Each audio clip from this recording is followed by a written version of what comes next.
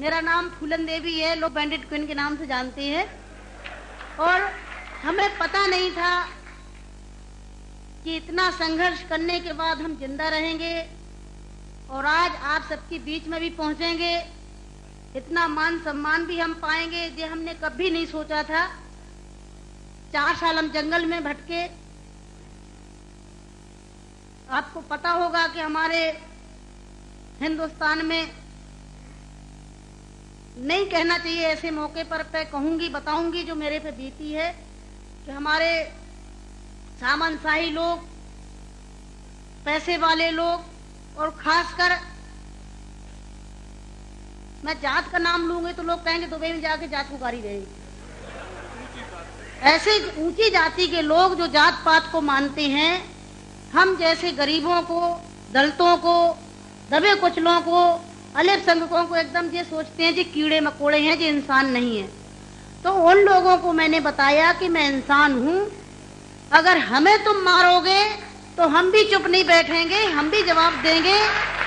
और इसलिए मैंने कई दफे सोचा कि मैं आत्महत्या कर लूं, मर जाऊं, पर मैंने सोचा कि मरती तो हजारों लड़कियां रोज हैं।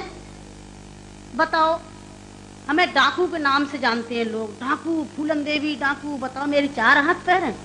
कहते चम्मिल घाटी की है, चम्मिल घाटी की, चम्मिल घाटी मेरी माँ बाप है। अरे मैं माँ बाप से पैदा हुई हूँ, मेरा कसूर यही है कि मैं झोपड़ी में पैदा हुई, गरीब परिवार में पैदा हुई, दबी कुचली समाज में पैदा हुई, तो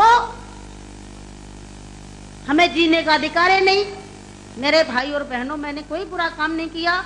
मैं तो वहां भी मंच पे बोलती हूँ, अब्बू भाई के साथ में तो कई सभाएं हुई हैं, बहुत बड़ी बड़ी सभाएं हुई हैं, कि मैंने कोई बुरा नहीं किया है।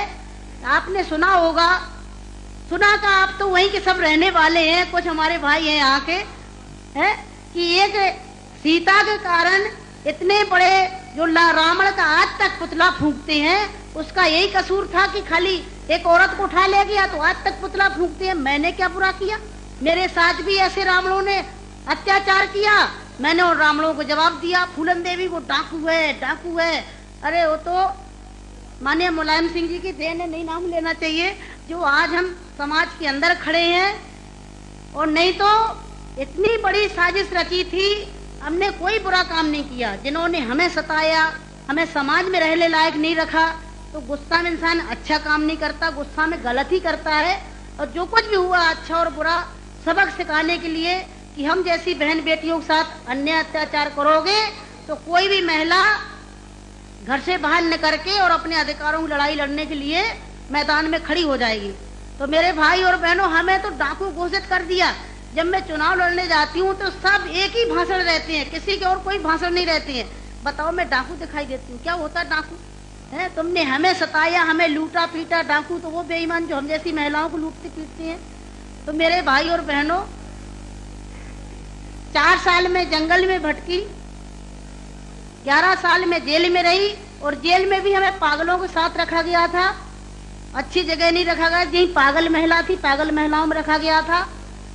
11 साल तक हमें जेल में रखने के बाद कोर्ट में पेश नहीं करा गया।